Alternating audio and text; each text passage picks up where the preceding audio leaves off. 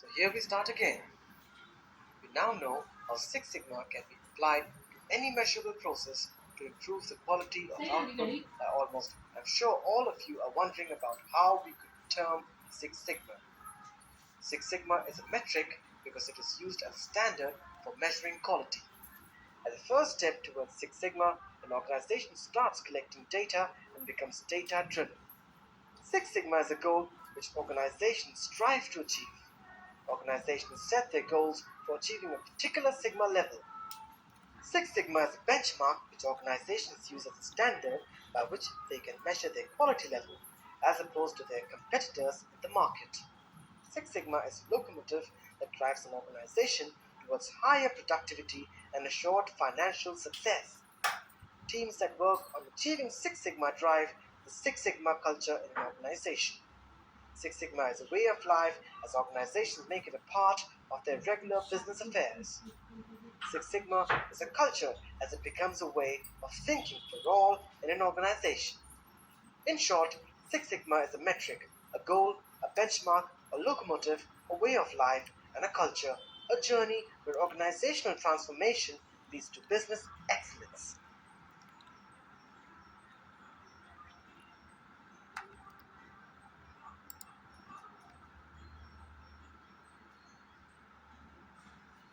A process must aim to operate at Six Sigma level. Six Sigma is an ambitious and, more importantly, an achievable goal. Six Sigma is also intrinsic to survival. It is a way of life. Remember that to exist alone, you could operate at any of the Sigma levels, but to flourish, you must operate at the Six Sigma level. Six Sigma has been adopted as a culture in many growing companies. It is like the most happening thing in organizations today. A metric, a goal, a way of life, and a culture. Six Sigma is turning out to be more than just another catchy word. Very interesting. Tell me more. Well, friends, let us end this classroom session here. I suggest you make full use of the library and read as much as you can. The more you know about Six Sigma, the more you will enjoy making it an intrinsic part of your life. Bye bye and have a nice day. Any further, can I ask you a little question? Yes, sure. Go ahead. Why is it that you've enrolled for this course? Oh, good question. Thanks to my customers and the increased levels of awareness today, their expectations leave us with no room for error. In my organization, we seek to exceed the expectations, and that is exactly why I'm here. To learn how to make Six Sigma quality a part of my company's culture and always deliver a step ahead of our customers' expectations. Jay, hope you like it here. Yes, it is very interesting indeed. And you know, the best thing about this place? The food. And city, Jay. So am I. Just kidding. Introduce to you the man after whom the statistical lab is named. I'm sure this will answer the query that most curious students had as to who Deming is. Most of the improvement models applied to processes of the quality movement are quality guru W. Edwards Deming describes the basic logic of data-based process movement. The PDCA steps are the basis of all the Six Sigma methodologies about which you will learn Sigma. Any process can be considered as having a set of inputs and a set of outputs. The intended output of any process is a high quality product or service, be it a business process, a transaction process, a manufacturing process, a software process, or a service process. All these processes are characterized as having a desirable output and an undesirable output. If one plots the histogram of the process output, one would normally get a bell-shaped curve known as a normal distribution curve, as shown here. The parameters that we define in real-life processes have standard distribution characterized by a bell-shaped curve. To understand how we get a histogram, let us take the example of a class of 40 students and analyze the variation in the marks scored by them. This is the set of raw data which represents the scores. Levels are 0 to 10, 10 to 20, 20 to 30, 30 to 40, 40 to 50, 50 to 60, 60 to 70. Any score that lies between 0 and 9 will be. Knowing that the total area under the curve is equal to 1, we may calculate that area which lies beyond the performance limit. Doing so would reveal the random chance probability of creating a defect. The performance limits here, it has got two-sided specifications. That is, if the value is below 80, it is bad, and if it is above 140, it is bad. If it drops below 80, that is, goes below the lower specification limit, he would suffer from giddiness, fatigue, and other symptoms, and that would mean a defect.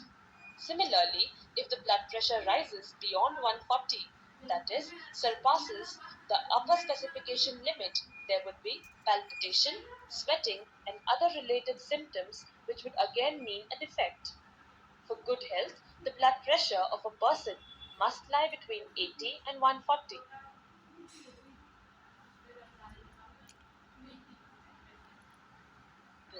Now let us reiterate and take a look at the following graphs to understand the difference in variation. Lower the sigma level, higher is the probability of failure. Higher the sigma level, lower is the probability of failure. For Six Sigma, the rate of failure is as low as 3.4 defects per million opportunities. That means a process efficiency of 99.99966%. In other words, process standard deviation should be so less that your process performance can fit 12 standard deviation within the customer specified limits. So, no matter how much your process deviates from the target, you always meet what the customer wants. Thus, Six Sigma provides us with the tools to improve the capability of our business processes. The increase in performance and decrease in process variation leads to reduction in defects and improvement in quality of the product and increase in profits. Now, take a look at the graph on the screen. Let's say we are talking about on-time delivery. So, the delay should be 0 days. Doubts on that, Jane? Let me share with you some perspectives on the different quality approaches various companies have been adopting.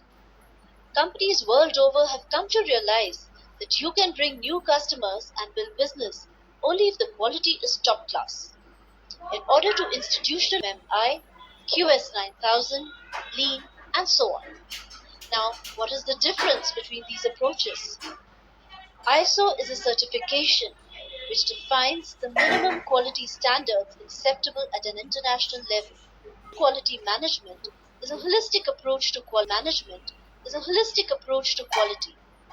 TQM is a system that integrates all activities and information in an organization, and it focuses on greater involvement of people. TQM therefore adopts the bottoms-up approach. Six Sigma is one of the highest levels of quality a company can strive to achieve. As opposed to TQM that adopts the bottoms-up approach, the implementation of Six Sigma is top-down. Or CMMI, or Capability Maturity Model Integration, is a process improvement model available for software product and service development and maintenance. QS9000 is a quality system standard that focuses on helping automotive suppliers ensure that they are meeting or exceeding automotive customer requirements. Lean is an initiative focused on eliminating all waste in manufacturing or service-related processes, whereas ISO 9000 and QS 9000 are compliance-related certifications. CMM or CMMI, TQM, Lean, Six Sigma are organizational excellence frameworks. Now take a look at this table and tell me which one of these parameters best defines ISO, TQM, and Six Sigma.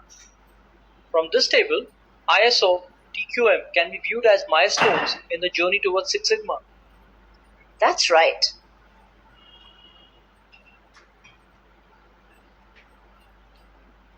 all global companies are working towards adopting Six Sigma as a culture. Yes, and the benefits that Six Sigma brings to an organization are multifold. A company can look for benefits in one or more of the following areas: cost reduction, productivity improvement, market share growth, customer retention, cycle time reduction, defect reduction, culture change, product and service development. Well, Jay, you have another session lined up.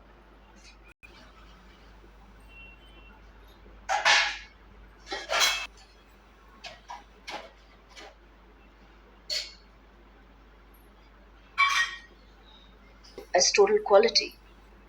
He defined total quality control as an effective system for integrating quality development, quality maintenance, and quality improvement efforts. What are the internal deliverables? Ways we learn. What are the specification limits? What is a defect? What is the process capability? How much you want to improve it?